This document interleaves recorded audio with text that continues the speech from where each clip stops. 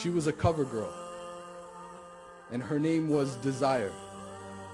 And she could devour that lump of flesh from within your chest with a vicious bite. I'm talking complete domination of the heart, where she would leave no room for Allah and take most of the vacant space for herself. But lately she's been struggling. Something has been changing because guys aren't looking at her the same way they used to. Matter of fact, that man she had left her a week ago. They were at the neighborhood park at dark, standing together on the sidewalk when he told her, I can't do this anymore. We were born Muslims. If I die right now, what happens to my soul? And he turned and walked away. He left her there to the relentless winds that nibbled at her exposed thighs, because the shorts she had worn that night couldn't fit a girl who was 5 years old. It was cold.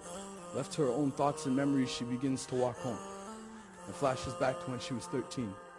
2 days after 9/11, the world came together and started dialing 911 emergency calls, calling out for help, publicly denouncing the religion, saying our ummah at large is a threat to the world, and they pointed the finger at her.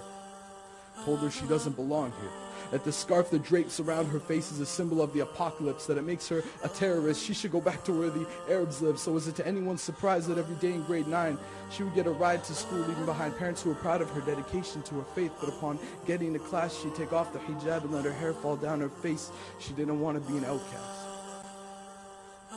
And this was just the beginning. Because at the age of 16, she started collecting glamour magazines. Wasn't sure who she was in regards to her identity, but it says here that maybe it's Maybelline. Dressed her full of makeup and fake stuff. Her mom and dad loved her. They begged her to wake up. Remember who you are, darling. No matter what you've done, your identity is not lost to Allah. Turned back, but she ignored the call. Continued on her free fall into a deep desire and love for this all the world, which grabbed her by the throat, had her spiraling into emptiness and confusion. The voice in her brain begged her, please, make it stop, and she wanted to. But the evil forces had battled away all conviction of good, so her attitude was that of ingratitude. A once faithful hijabi, swallowed whole by this multitude of societal issues, and when she thought it couldn't get any worse, she met a boy. He was everything she ever wanted. He was perfect, flawless. She finally found something in this world that could fill the gaping void in her heart, because as soon as Allah left, there was a hole in her chest, and this kid was the answer. And so the dance began. She could have followed the hadith, but instead she followed him.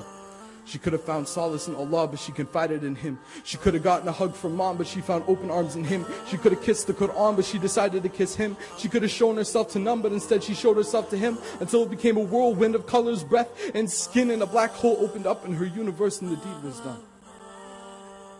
Even herself exposed like camera films in the sun, like the film they'd recorded of her and him. There was no turning back. And that's when she snaps out of her sunken memories.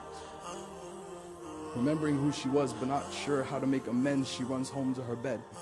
She feels so ashamed she can't help it. She feels like she needs to cover herself up out of humbleness and shame of her bad deeds, like when Adam and Eve covered themselves with leaves after eating those fruits off the forbidden tree. She pulls the blankets over her body and cries herself to sleep, whispering with the last blotch of light left in her heart, please, Allah forgive me.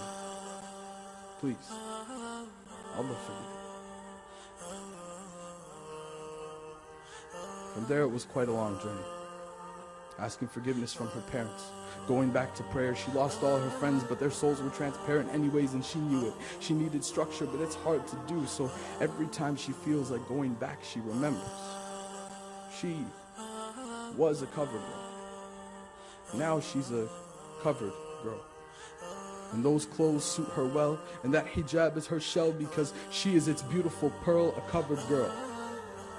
Her name is admired, and she fears Allah. Jazakallah khair.